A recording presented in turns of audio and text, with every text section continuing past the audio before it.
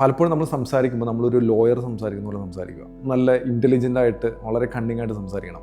അയാൾ ഉപയോഗിക്കുന്ന ഒരു വാക്ക് പോലും വളരെ കൃത്യമായിട്ടായിരിക്കും അയാൾ ഉപയോഗിക്കുന്നത്.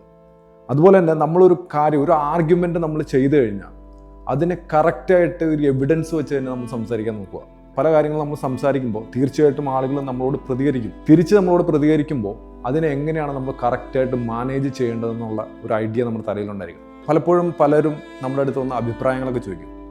അപ്പോൾ അഭിപ്രായങ്ങൾ ചോദിക്കുമ്പോൾ നമ്മൾ യാതൊരുവിധ കണക്ഷനും ഇല്ലാത്ത രീതിയിൽ പറഞ്ഞു കഴിഞ്ഞാൽ പലപ്പോഴും ആളുകൾക്ക് നമ്മൾ ഉൾക്കൊള്ളാൻ പറ്റത്തില്ല. 5 whys എന്നുള്ള ഒരു മെത്തേഡുണ്ട്. അതായത് നമ്മൾ 3 to 5 പ്രാവശ്യം എന്തുകൊണ്ട് എന്ന് ഒരു വ്യക്തിയോട് ചോദിച്ചു കഴിഞ്ഞാൽ നമുക്ക് വളരെ കറക്റ്റായിട്ടുള്ള ലോജിക്കായിട്ടുള്ള ഒരു ആൻസർ കണ്ടെത്താൻ പറ്റും. നമ്മളൊരു ഹൈപ്പോതെറ്റിക്കലായിട്ട് നമ്മൾ ചിന്തിച്ചു കഴിഞ്ഞാൽ ഒരു കാര്യം നമ്മൾ ചെയ്യാൻ പോവാണ്. ഇപ്പോൾ ഒരു എക്സാമ്പിൾ നമ്മൾ പറയുകയാണെങ്കിൽ, ഒരു കാര്യം ഇങ്ങനെ നിങ്ങൾ ചെയ്യുവാണെങ്കിൽ അത് പലപ്പോഴും ഇങ്ങനെ ആവാൻ ചാൻസ് ഉണ്ട്. അക്കാരണത്താൽ പലപ്പോഴും നിങ്ങൾക്ക് ആ പറയുന്ന ഒരു അവസ്ഥയിലേക്ക് നിങ്ങൾക്ക് എത്തിച്ചേരാൻ പറ്റത്തില്ല. അപ്പോൾ നമ്മൾ അതിനകത്ത് 3 കാര്യങ്ങളാണ് ഉപയോഗിച്ചത്. ഈഫ് എന്ന് പറയുന്ന ഒരു കാര്യം ഉപയോഗിച്ചു, ദെൻ എന്ന് പറഞ്ഞ ഒരു കാര്യം ഉപയോഗിച്ചു, അതുപോലെ തന്നെ ബിക്കോസ്, അതായത് എന്തുകൊണ്ടെന്നാൽ. ആ 3 കാര്യങ്ങൾ ഉപയോഗിച്ചിട്ട് പലപ്പോഴും നിങ്ങൾ സംസാരിക്കാൻ പഠിക്കുക. ഒരാൾ നമ്മുടെ അടുത്ത് ഒരു കാര്യങ്ങൾ പറയുകയെന്ന് വെച്ചാൽ നമുക്ക് അയാൾക്കൊരു സൊല്യൂഷൻ നമ്മുടെ കയ്യിൽ നിന്ന് വേണം.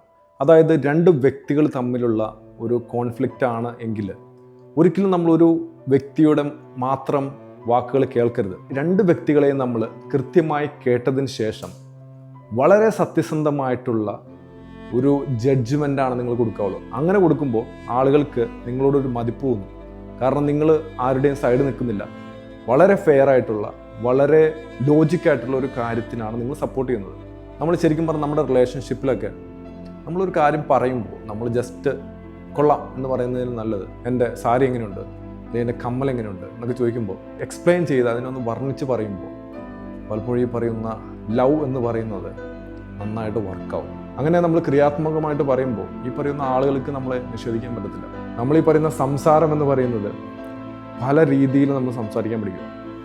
കാരണം നമ്മുടെ അടുത്ത് വരുന്ന സിറ്റുവേഷൻസിനെ വളരെ കൃത്യമായിട്ട് അനലൈസ് ചെയ്ത് വളരെ ക്രിട്ടിക്കലായിട്ട് നമ്മൾ ചിന്തിക്കാൻ പഠിച്ചാൽ മാത്രമാണ് പലപ്പോഴും നമ്മൾ പറയുന്നത് ആളുകൾക്ക് മനസ്സിലാവത്തുള്ളൂ. നമ്മൾ പറയുന്ന കാര്യങ്ങൾ ആളുകൾ അംഗീകരിക്കുകയുള്ളൂ.